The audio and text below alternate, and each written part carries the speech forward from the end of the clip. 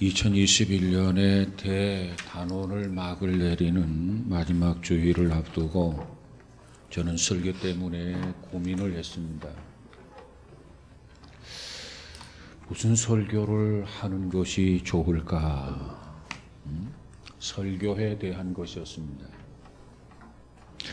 그래서 이것저것 기도 중에 오늘 본문이 떠올랐습니다. 오늘 본문의 내용이 뭡니까? 어떤 여인의 부정한 행위를 저지르다가 그만 발각이 되어서 돌에 맞아서 죽을 뻔했는데 예수님께서 용서해 주셨다는 내용입니다. 그래서 오늘은 바로 이 용서를 말하고 싶었습니다. 우리 곁을 영원히 떠나가는 2021년과 함께 용서할 수 없었던 일들, 용서할 수 없었던 사람을 다 용서하고 새해를 맞자고 하는 것이 오늘 설교 핵심의 골자입니다. 신명기 22장을 가보면 혼전 부정 행위를 저지른 여자나 간통죄를 범한 자나 약혼한 여자가 딴 남자와 정을 통했을 때, 그리고 성폭행을 가한 남자 등 이 모두는 돌로 쳐서 죽이라고 명령을 했습니다. 그래서 오늘 본문에 보니까 오늘 이 여인은 돌에 맞아서 죽을 죄를 범하였다가 그저 현행범으로 붙잡혀서 끌려오게 된 것입니다. 이제 남자들이 그녀를 돌로 치기 위해서 성 밖으로 끌고 가고 있었습니다. 가다가 그들은 그녀를 예수님에게 데리고 왔습니다. 그리고 예수님에게 진지하게 물었습니다. 모세 율법에 보면 이와 같은 여자를 돌로 치라고 명하였는데 선생님은 어떻게 말하겠습니까? 선생님의 생각은 무엇입니까? 이렇게 물었어요.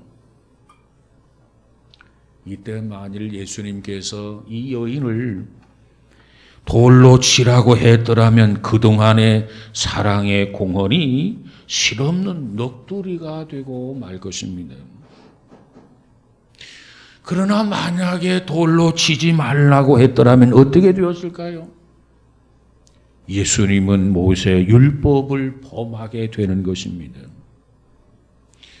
그렇기 때문에 예수님은 이 문제를 놓고 이것이냐 저것이냐 고민을 하지만 선택을 해야 할 상황이었습니다. 만일에 모세 율법을 어기고 그녀를 용서하라고 한다면 그들은 예수님을 법에 고소하게 될 것입니다. 그 죄목은 바로 율법을 어겼다라고 하는 죄목. 그 죄목에 씌워서 예수를 처단했을 것입니다. 이 긴박한 상황을 앞에 놓고 예수님은 두 가지 행동을 취하는 모습을 보게 됩니다. 그 중에 하나의 행동이 무엇입니까? 허리를 굽히신 후 땅에 글씨를 쓰셨다는 겁니다. 그리고 또 다른 행위는 무엇입니까? 글씨를 쓰시고 나서 허리를 펴신 후 그들을 향해서 말하기를 너희 중에 죄 없는 자가 먼저 돌로 치라 이렇게 말씀을 하셨습니다. 그런데 여기서 궁금한 것은 예수님께서 그들이 보는 앞에서 땅에다가 글씨를 쓰셨다고 하셨는데 이 땅에다가 예수님께서 뭐라고 글씨를 쓰셨겠는가라고 하는 점입니다. 그게 궁금해요. 제롬이라고 하는 신학자는 이렇게 말합니다. 송사자들의 죄를 썼을 것이다. 매튜 헨리라고 하는 사람은 또 이렇게 말합니다. 그들 각자의 죄를 땅에 쓰셨다. 그리고 땅에 쓴 그 글씨는 마치 벽에 쓴 손글씨가 특별히 벨사살 왕을 크게 놀라게 했던 것처럼 저들을 놀라게 했다. 이렇게 이야기합니다. 그런가 하면 바클레이라고 하는 성서학자는 그녀를 비난하고 있던 당사자들의 죄를 모래 위에 쓰셨다. 이렇게 이야기합니다. 어쨌든지 예수님께서 손가락 끝을 가지고 이 땅 위에, 이 모래 위에 뭔가 글을 쓰고 있었는데 놀라운 것은 그것을 지켜보고 있는 모든 자들이 깜짝 놀랐다는 거예요. 그리고 크게 당황을 했다는 겁니다. 그래서 그들은 어쩔 줄을 몰라 하고 있었어요. 그때 주님은 허리를 펴시고 이렇게 말합니다. 너희 중에 죄 없는 자가 돌로 치라 했어요. 그런데 중요한 것은 너희 중에 죄 없는 자가 돌을 들어 치라고 했으면 누군가가 들어서 그 돌을 가지고 쳐야 되지 않겠습니까? 그런데 중요한 것은 그들 중에 돌을 들어서 친 사람이 하나도 없었다는 겁니다. 여러분, 우리는 이 사건 속에서 몇 가지 교훈을 받고자 합니다. 첫 번째, 돌을 던져야 할 이유. 그녀가 왜 돌에 맞아야만 합니까? 돌에 맞아야 할 이유가 그녀에게 있었어요. 그러기 때문에 예수님께서 말하기를 죄 없는 자가 돌로 그녀를 치라고 하신 겁니다. 그녀가 돌에 맞아야 할 이유는 율법의 금기를 범했기 때문에 그렇습니다. 성경에 보면, 율법에 보면 돌로 쳐야 할 사람들의 죄가 나와요. 레위기 20장에 가보면은 몰렉 우상에게 자식을 제물로 바친 자는 돌로 쳐라. 우상 앞에 자기 자식을 제물로 바치는 자는 살만한 가치가 없다는 겁니다. 그는 그저 뒤돌아볼 것도 없고 돌로 쳐 죽이라는 거예요.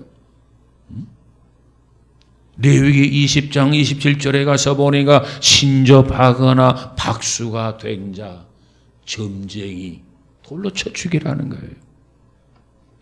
레위기 24장에 가서 보니까 여호와의 이름을 회방한 자, 그도 역시 돌에 맞아 죽어야 할 죄라는 겁니다. 민수기 15장 32절 이하에 보니까 안식일을 지키지 아니하고 범하는 자 돌로 쳐 죽이라는 겁니다. 뿐만 아니라 민수기 13장 1절 이하에 보니까 사람을 꿰어서 하나님에게서 떠나게 한 자 역시 돌로 쳐 죽이라는 거예요. 신명기 17장 2절에 가보니까 우상을 숭배하는 자 살만한 가치가 없다, 돌로 쳐 죽이라는 겁니다. 그리고 신명기 21장 18절 이하에 보니까 부모에게 순종하지 아니하고 패역한 자식 돌로 쳐 죽이라는 거예요. 부모를 부모로 모르고 이 부모의 말씀을 거역하고 불순종하면서 나아가 패역한 죄를 범하는 자식은 살려둘 필요가 없다는 거예요. 돌로 쳐 죽이라는 겁니다. 그리고 신명기 22장 22절 이하에 보니까 성범죄를 범한 자식, 성범죄를 범한 자는 살려둘 필요 없다, 돌로 쳐 죽여라.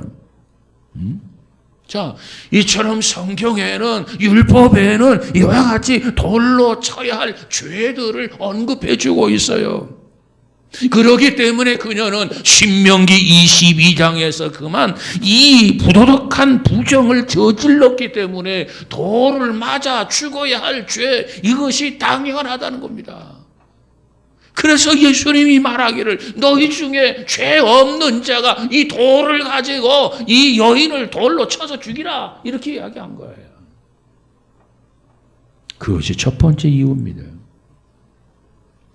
그 다음에 두 번째로는 이 비정상적인 관계로 가정을 파괴하고 도덕적 규범과 윤리의 질서를 깨뜨렸기 때문에 돌로 쳐 죽이라는 거예요. 여러분, 어찌 보면 주님께서 그 여인의 행위를 변호한 것이 아닌가 이렇게 생각할 수도 있습니다. 그러나 주님은 결단코 그 여인의 행위 자체를 변호하거나 정당화한 일이 없다라고 하는 것입니다. 왜? 그것은 결코 정당화할 수 있는 그러한 사안이 아니에요. 누가 봐도 이것은 하나님 앞에 큰 죄입니다. 누가 봐도 죽어야 할 죄라 그 말이에요. 그런데 예수님께서 어떻게 그를 변호하면서 정당화할 수 있겠습니까? 그것은 아니라고 하는 겁니다. 그럼에도 불구하고 돌을 던져서는 안 되는 이유가 있어요. 비정상적이고 비윤리적인 사건임에도 불구하고 그가 돌에 맞아 죽게 될 것을 예수님께서 사실상 막으셨습니다. 왜 막으셨습니까? 거기에는 몇 가지 이유가 있기 때문에 막으신 겁니다. 첫 번째 이유가 뭡니까? 그 여인뿐만 아니라 모든 사람들이 모두가 다 율법을 범한 죄인이기 때문이라는 거예요. 여러분, 우리가 구약 성경 특별히 신명기의 경우를 보면 남녀가 부정 행위를 하면은 부도덕한 행위를 하게 되면 처단하도록 엄하게 명령하고 있습니다. 자, 그런데 이 구약의 이 율법에 비해서 예수님의 교훈은 어떠느냐? 결코 약하지 않다는 겁니다. 율법을 통해서 주신 명령, 이 모세를 통해서 주신 명령, 이것보다도 더 엄하게 주님께서 우리에게 교훈해 주시고 계시다는 겁니다. 예를 들면 마태복음 5장 27절 28절에 가보면 예수님이 이렇게 말합니다. 또 간음치 말라 하였다는 것을 너희가 들었으나, 이게 신명기의 말씀이에요. 이게 모세 율법이에요. 간음치 말라 하였다는 것을 너희가 들었으나, 이렇게 말하면서 예수님이 말하기를 나는 너희에게 이르노니 여자를 보고 음욕을 품는 자마다 이미 마음에 간음하였느니라. 이거 예수님이 주시는 말씀이요, 교훈이라 그 말이에요. 어떤 행동을 취한 것만이 간음이 아니라 이미 마음속에 그런 생각을 가지고 그런 마음을 품었다는 그 자체가 이미 간음했다는 겁니다. 여러분, 이 잣대 이 기준으로 본다면 이 땅에 간음죄를 범하지 아니한 사람이 어디 있겠습니까? 나는 떳떳합니다. 누가 말할 수 있습니까? 그래서 사도 바울은 로마서 3장 10절에 말하기를 이 땅에 의인은 없나니 하나도 없다 그랬어요. 너나 나나 할 것 없이 우리 모두가 하나님의 말씀 앞에서, 주님 앞에서 의인은 한 사람도 없고 모두가 다 도매꿈으로 몽땅 다 죄인에 불과하다는 거예요. 그러기 때문에 누가 누구에게 돌을 던집니까? 그래서 돌을 던져서는 안 된다는 거예요. 두 번째로는 주님께서 용서하셨기 때문입니다. 사람이 용서하지 않는다고 해서 주님도 용서하지 않으시는 것은 아닙니다. 내가 용서하지 않았다고 해서 그 사람이 죽는 날까지 죄인인 것도 아닙니다. 주님이 그녀를 용서하셨어요.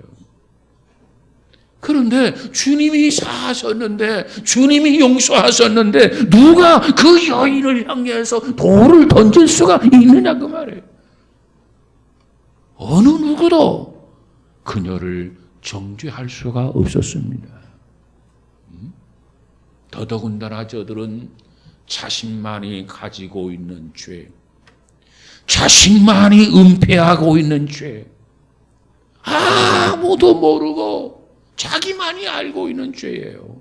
그런데 예수님께서 그들 앞에서, 그들이 보는 앞에서 땅바닥에 글씨를 쓰게 되는데 그 글씨의 내용이 뭐냐? 그들이 범한 은폐한 죄, 그 모든 것들을 거기에 기록하고 있더라는 거예요. 그 상황에서 그들 중에 누가 돌을 들어 그 여인을 칠 수 있냐고 말이에요. 그래서 그걸 확인했던 어른으로부터 젊은이까지 모두가 다 한 사람씩 한 사람씩 빠져나가기 시작합니다. 그 자리를 떠나기 시작합니다. 그리고 뿔뿔이 흩어졌습니다. 그리고 나서 보니까 그곳에는 그 여인과 예수님만이 남게 되었더라는 겁니다. 그렇다면 이 사건을 통해서 우리에게 주시는 교훈은 무엇입니까? 의인은 없다는 거예요. 오늘 본문 9절을 보니까 그들이 이 말씀을 듣고 양심의 가책을 느껴서 어른으로 시작하여 젊은이까지 하나씩 하나씩 나가고 오직 예수와 그 가운데 섰는 여자만 남았더라 그랬어요. 그곳에는 마지막으로 돌에 맞아 죽어야 할 여인과 그리고 돌을 던질 수 있는 예수님만 남아 있었다는 거예요. 씩씩거리던 사람들, 기세등등하던 사람들, 그들은 모두가 다 돌아가 버렸습니다. 왜? 양심의 가책 때문에. 예수님이 땅바닥에 글을 쓰시는 거 보면서 저들이 양심의 가책을 받았어요. 양심의 찔림을 받았어요. 그 상황에서 더 이상 돌을 들어서 그 여인을 향하여 던질 수가 없었다는 거예요. 그들 중에는 돌을 던질 만한 의인이 없었어요. 그리고 그 의인은 지금도 없습니다. 그리고 현재도 없어요. 그러기 때문에 우리는 돌을 던져서는 안 돼요. 세 번째로 용서의 주체는 곧 예수 그리스도이십니다. 그 여인을 향해서 돌을 던질 수 있는 유일한 사람이 있다면 그것은 예수님 한 분이 한 분. 그런데 예수님께서 돌을 던질 수 있었는데, 돌로 그 여인을 칠 수 있었는데, 예수님이 돌을 든 것이 아니라 예수님께서는 용서를 선택하셨어요. 용서. 용서를 선택하셨기에 거기에서 새로운 영혼이 태어나게 된 거 아니겠습니까? 용서가 있는 곳에는 새 생명이 움트게 됩니다. 영혼이 소생되게 됩니다. 이와 같은 것이 주님의 은혜인 것을 믿으십니까? 자, 그러면 누가 나를 용서해 줄 수 있느냐? 예수님 밖에는 없어요. 예수님만이 나의 죄를 용서해 주실 수 있어요. 여러분, 예수님이 우리를 용서해 주실 수 있는 것은 예수님이 나의 죄를 짊어지고 십자가에 내가 죽어야 할 장소에 내 대신 죽으셨기 때문에 예수님만이 우리를 용서해 주실 수 있는 것 믿으시기 바랍니다. 그러면 예수님께서는 어떤 의미로 우리를 용서하셨는가? 그 용서의 동기를 보니까는 사랑입니다. 하나님이 세상을 이처럼 사랑하사, 하나님이 세상을 사랑하셨기 때문에 독생자를 보내주셨고, 이 땅에 오신 예수님은 우리 모두를 사랑하셨기 때문에 그 고난과 고초를 받으시면서 다 이루었다 선언하신 분이 아니십니까? 여러분, 우리를 이처럼 사랑하기 때문에 주께서 우리를 용서해 주신 것을 믿으시기 바랍니다. 그 용서는 사랑으로만 가능한 거예요. 사랑이 없으면 결코 용서할 수가 없습니다. 부부간에 서로 어떤 말을 들을 때 가장 행복한가 조사를 했다고 합니다. 다시 말하면 어떤 말을 들었을 때 행복을 느끼는가 그걸 조사한 거예요. 자, 아내들의 경우 어떤 말, 남편에게 어떤 말을 들을 때 행복을 느끼는가? 거기에 이런 답변이 있었어요. 남편이 말하기를 아내를 향해서 여보 사랑해. 이 말을 들을 때 제일 행복을 느낀다는 거예요. 그 다음에 두 번째로는 여보 고마워. 이게 아내가 남편에게 이 말을 들을 때 행복을 느낀다는 거예요. 그 다음 세 번째, 여보 고생했지. 네 번째로는 당신이 제일이야. 이 말을 들을 때 아내가 행복을 느낀다는 거예요. 그리고 다섯 번째로, 당신 오늘 참 예쁜데. 이런 말을 들을 때 여성들, 아내는 진한 행복을 느낀다는 거예요. 자, 그러면 남편의 경우는 어떠느냐? 남편의 경우 아내에게 어떤 말을 들을 때 남편은 행복을 느끼는가? 아내가 남편을 향해서 여보 사랑해요. 남편도 아내를 여보 사랑해가 1번이었는데 아내 역시 남편을 향해서 여보 사랑해. 이게 1번이에요. 그 다음 2번이 뭐냐면 난 당신만 믿어요. 난 당신만 믿어요. 그럴 때 남편들이 행복을 느낀다는 거예요. 세 번째로는 난 결혼 참 잘했어요. 아내가 남편을 향해서 하는 말입니다. 그럴 때 남편이 행복을 느낀다는 거예요. 아유야? 그 다음 네 번째 뭐냐면 당신 정말 남자다워요. 이럴 때 남자들이 행복을 느낀다는 거예요. 그리고 다섯 번째는 뭐가 있냐면 우리 아이가 당신을 닮아 똑똑하고 대견해요.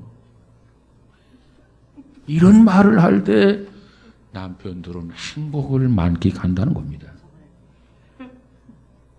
자, 보세요. 아내들의 경우 남편으로부터 이 5마디 들을 때, 남편의 경우 아내들을 통해서 이 5마디 들을 때 진한 행복을 느낀다는 거예요. 그런데 문제는 이 5마디, 이 5 조건을, 행복의 조건을 놓고 볼 때 이 5가지는 모두가 다 일상적이고 소시민적인 표현들이라는 거예요. 이 행복의 조건 5가지를 함에 있어서 우리가 어떤 돈이 들어간다든가 어떤 수고를 해야 된다든가 어떤 특별한 노력이 필요한 게 아니라는 거예요. 이처럼 일상적이고 소시민적인 표현을 통해서 남편을 행복하게 하고 아내를 행복하게 할 수 있다는 거예요. 그렇습니다. 그런데 이 5 조건은 뭘 전제로 하느냐? 가장 중요한 게 그거예요. 서로 사랑할 때 이게 가능하다는 거예요. 사랑하지 않는다면 여보 사랑해, 고마워, 고생했지, 당신이 제일이야, 오늘 너무너무 예쁜데. 여러분 이런 말 할 수 있을까요? 여보 사랑해요, 당신만 믿어요, 결혼 참 잘했어요, 정말 당신 남자다워요, 우리 아이가 당신을 닮아서 똑똑하고 대견해요. 여러분 사랑하지 않는다면 아내나 남편에게 이런 말이 가능하느냐 그 말이에요. 사랑이 없이는 불가능합니다. 또 다른 조사 결과를 소개합니다. 그러면 남편은 언제 아내를 사랑하는가? 이전의 조사는 언제 행복을 느끼는가 했지만 이번 조사는 언제 사랑을 하는가? 남편은 언제 아내를 사랑하고 아내는 언제 남편을 사랑하는가? 특별히 남편이 아내를 사랑하는 걸 보면 첫 번째가 남편을 믿고 따를 때 남편은 아내를 사랑한다는 겁니다. 두 번째로는 남편을 인정하고 높여줄 때 아내가 남편의 자존심을 세워줘야 할 이유가 바로 여기 있어요. 세 번째로 남편의 감정을 이해할 때 이게 세 번째 조건이에요.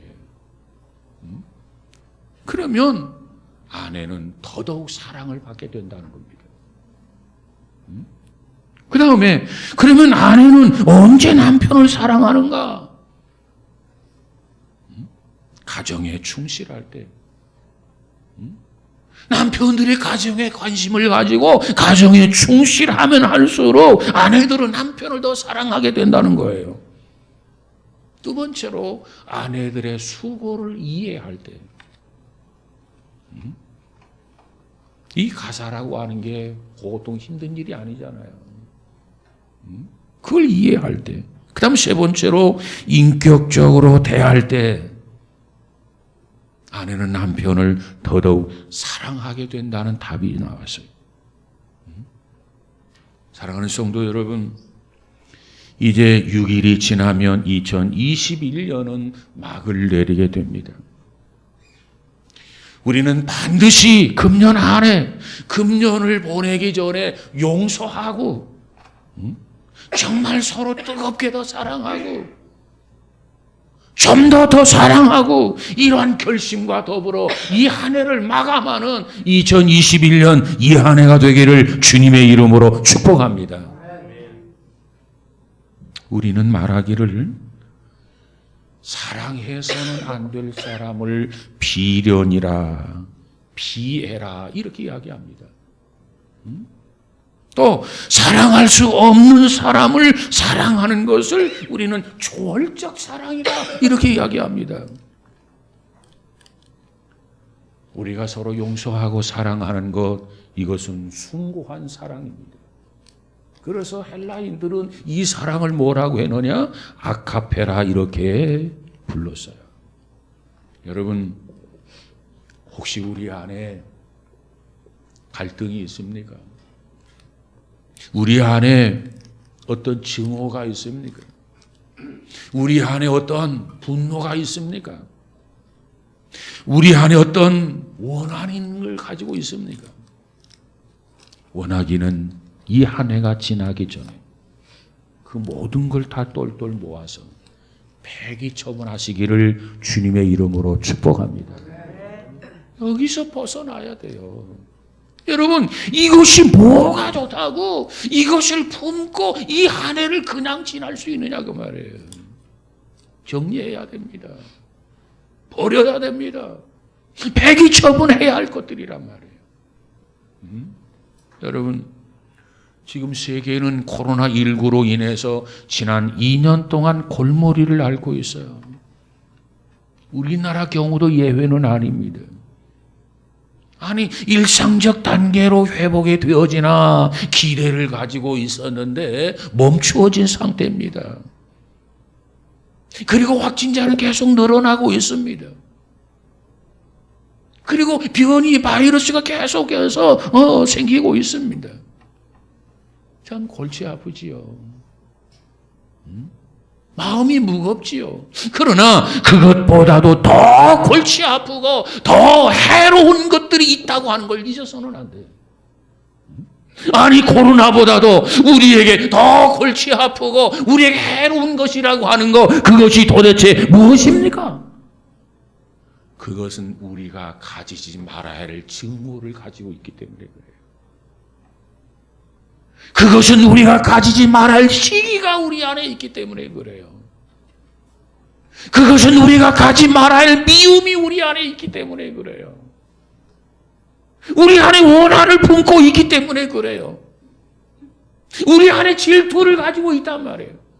적개심을 품고 있단 말이에요. 그리고 복수심을 품고 있단 말이에요. 이거 유익한 거 아니에요. 이거 해로운 거예요. 이와 같은 것들은 우리의 육신뿐만이 아니라 우리의 영혼을 잠식시키고 우리의 영혼을 철저하게 망가뜨린다고 하는 거 잊어서는 안 됩니다.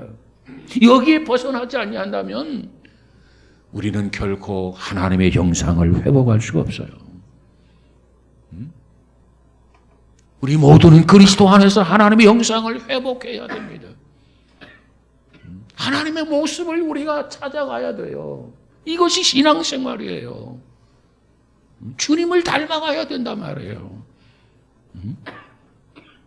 그러려면 2021년이라고 하는 이 무근해와 함께 그 모든 것들, 백해무익한 것들, 해로운 것들, 비련 없이 모든 것을 다 버리고 대청소하고 깨끗한 상태로 새롭게 시작하는 새해가 되시기를 주님의 이름으로 축복합니다. 그리고 새로운 삶을 결단하라는 거예요. 오늘 본문 10절과 11절에 보니 예수님이 뭐라고 말합니까? 여자여, 너를 고발하던 그들이 어디 있느냐? 너를 정죄한 자가 없느냐? 대답하되 주여 없나이다. 예수께서 이르시되 나도 너를 정죄하지 아니하노니 가서 다시는 죄를 범하지 말라 하시니라 그래서요. 오늘 이 말씀의 의미가 뭡니까? 내가 너 용서해 주겠는데 용서를 받은 이후의 삶의 태도, 그 태도를 지시해 주고 있어요. 다시는 죄를 범하지 말아라. 다시 말하면 나쁜 짓을 하다가 걸려들었어요. 죽어야 돼요. 그런데 용서받았어요. 그러면 용서받았다고 한다면 이제부터는 나쁜 짓을 안 하는 겁니다. 해서는 안 돼요. 나쁜 짓을 범해서는 안 된단 말이에요. 다시 말하면 새로운 삶을 결단하라는 겁니다. 결단하지 않는다면 묵은 해와 새해가 뭐가 달라요? 똑같은 해지. 그런데 달라야 되겠어요. 어떻게 새로워져야 되겠어요? 어떻게 결심하고 결단함으로 새로워져야 된단 말이에요. 그런데 참 이게 쉽지가 않아요. 우리 안에는 되풀이 근성이라는 게 있어요. 되풀이 근성. 그런데 그 되풀이 근성은 결코 우리에게 유익하지 않는 태도입니다. 여러분, 이 비유가 좀 적절한지 모르겠습니다만 좀 들어보세요. 우리가 기르는 강아지가 있어요. 강아지. 자, 강아지가 어느 날 뼈를 먹다가 생선을 먹다가 맛있다고 먹다가 먹지 말아야 할 그런 가시를 먹었어요. 그래서 걸렸어요. 그러면 이 강아지가 한쪽 구석에 가가지고 가시가 걸리니까 칵칵거리면서 먹었던 것을 다 토해냅니다.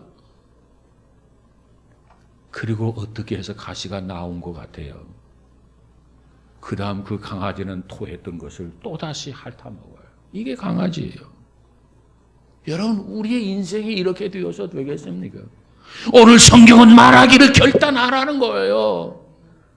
성경은 말하기를 우리에게 결심하라는 겁니다. 그렇지 않으면 새 사람이 될 수가 없다. 그렇지 않으면 너희에게 전개되는 새해는 새해가 아니라는 거예요. 여러분, 우리는 되풀이해서는 안 됩니다. 되풀이하는 것, 용서받은 사람에게는 결코 유익하지 않아요. 여러분, 혹시 금년 2021년 우리의 주머니마다 가득 넣고 다니던 돌들이 있습니까? 그리고 힘을 주어서 두 손에 쥐고 있는 돌들이 있습니까? 그리고 입 안에 가득 채워 넣어 있는 그런 돌들, 그래서 남을 판단하고 남을 비난하고 남을 정죄하는 그와 같은 공격하는 데 쓰여지는 돌들이 여러분의 입 안에 가득합니까? 그렇다면 하나하나 꺼내시기 바랍니다. 그리고 그 돌들을 미련 없이 버리시기 바랍니다. 분토와 같이 여기면서 버리시기 바랍니다. 배설물처럼 생각하면서 버리시기 바랍니다. 그런 결심, 그런 결단이 없으면 우리는 결코 새해를 맞을 수가 없습니다. 여러분 6일 동안 정리할 것 정리하고 돌들을 꺼내어서 다 버리고 그리고 새롭게 출발하는 2022년 한 해가 될 수 있기를 주님의 이름으로 축복합니다. 나는 모든 사람을 다 용서했다. 나는 모든 사람을 사랑한다. 이 용서와 사랑의 메시지를 가지고 새해라고 하는 역사의 현장에 뛰어드는 우리 모두가 되어지기를 주님의 이름으로 축복합니다. 그럴 때 주님이 기뻐하십니다. 그럴 때 그에게 주님이 함께 하십니다. 그럴 때 주께서 그와 더불어 동행하십니다. 그리고 그에게 축복해 주실 줄로 믿습니다. 누가 누구에게 돌을 던집니까? 그런 착각하지 마세요. 여러분 오늘 이 귀한 은혜가 우리 모두에게 항상 충만해서 금년 한 해를 잘 마감하고 새로운 해를 기쁘게 맞을 수 있는 복 있는 성도 저와 여러분 되시기를 주님의 이름으로 축복합니다. 기도합시다. 오 하나님 아버지 감사합니다. 오늘도 우리에게 귀한 말씀을 주었사온데 이 말씀을 쫓아서 돌을 던지려는 것이 아니라 내 안에 있는 돌들 다 내려놓고 비우고 용서와 사랑으로 잘 마감하고 새해를 기쁘게 출발할 수 있는 말씀과 더불어 출발하는 온 성도들 되어지게 하옵소서. 우리는 연약합니다. 나약합니다. 힘이 되어주시고 능력이 되어주시고 하나님의 뜻을 쫓아 살게 하여 주옵소서. 예수님 이름으로 기도하옵나이다. 아멘.